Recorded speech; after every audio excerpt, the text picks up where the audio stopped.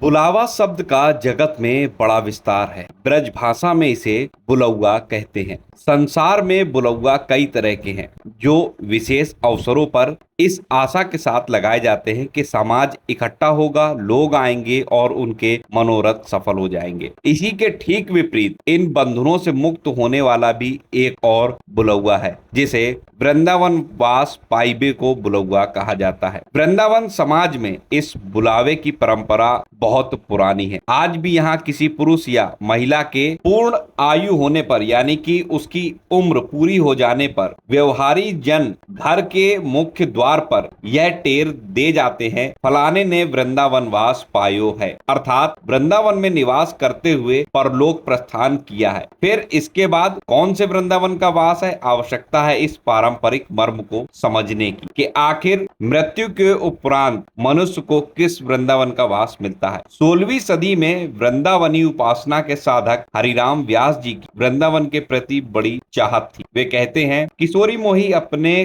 कर लीजो और दिए कछु भावत नाही, श्री वृंदावन दीजिए, खग मृग पशु पंछी या वन के चरण शरण रख लीजिए, व्यास स्वामिनी की छवि निर्गत महल टहलनी कीजिए। इस परंपरा पर केंद्रित साहित्य के साथ ही इसका एक बड़ा पक्ष आज भी पांडुलिपियों के रूप में निम्बार्क, राधा वल्लभ, गौड़ी, हरिदासी, ललित एवं चरणदासी आदि वैष्णव संप्रदायों के साहित्य में प्रकाशित ही बना हुआ है, जो वृंदावनी उपासना के इस अनूठे वैशिष्ट से जुड़ा स्वतंत्र विषय है। वास्तव में मृत्यु पर्यंत वृंदावन निवास से जुड़े इस पवित्र भाव की परिणति ही तो थी कि वृंदावन भक्ति और भक्तों की राजधानी बन उठा। ब्रज की लोक मान्यता में मोक्षदायिनी मुक्ति भी स्वयं की मुक्ति के लिए यहाँ की पावन रज को अपने मस्तक पर धारण करने हेतु ललायित दिखती है। मोक्षदायिनी मुक्ति ही नहीं, स्वयं भक्ति भी वृंदावन की पुण्य भूमि पर आकर निहाल हुई थी। श्रीमद् भागवत में साफ स्पष्ट उल्लेख है कि भक्ति द्रविड़ में जन्मी,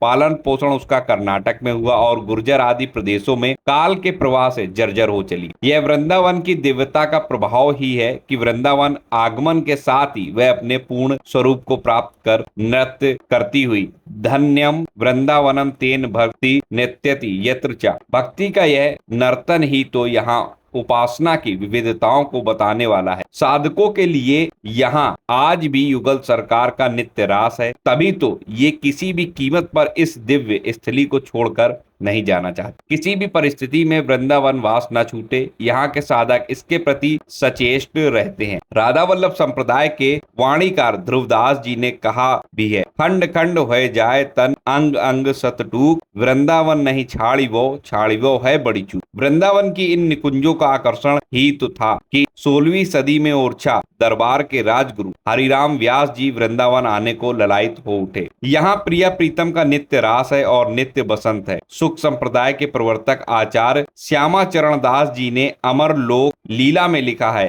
अखंड रास लीला अमर, नित वृंदावन धाम, नित विहार तह होत है, चरण दास को वार। वास्तव में वृंदावनी उपासना के साधक इसी दिव्य वृंदावन में निवास के लिए ही यहाँ जीवन भर साधनारत रहकर उस दिन की प्रतीक्षा करते हैं कि कब इनके युगल सरकार उन्हें यह सौभाग्य प्रदान करेंगे। यही कारण है कि वृंदावन की कुंज गलियों में भ्रमण करते समय पग पग पर उन श्रद्धावान संत साधकों, रानी राजमाताओं तथा राजा महाराजाओं के समाधि स्मारक के दर्शन होते हैं, जो बस यही चाहते थे कि हम मृत्यु पर्यंत इसी दिव्य वृंदावन में रमे रहें। वृंदावनी उपासना में निमग्न साधक तो यही कहते हैं कि उपासना का यह मार्ग साधारण नहीं, यह सिंगनी के उस दूध की तरह है जिसे सिंह का शावक ही पचा सकता है या फिर जो स्वर्ण पात्र में सुरक्षित रहता है। आशा करता हूँ ये जानकारी आपको पसंद आई होगी कि आखिर वृंदावन की भाषा में बुलौआ किसे कहते हैं और जब वृंदावन में जिस व्यक्ति की उम्र पूरी हो जाती है